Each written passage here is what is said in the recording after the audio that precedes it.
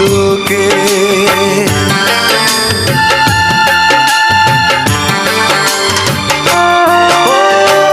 ভুলে যদি যাও তুমি এই আমাকে, পারবে না ভুলে যেতে স্মৃতিগুলোকে। সব কিছু এখানে জানি পড়ে রবে, ঢুকে ঢুকে জীবনটাকে পাড়ি দিতে হবে। চোখেরই জলে লেখা কত যে কবিতা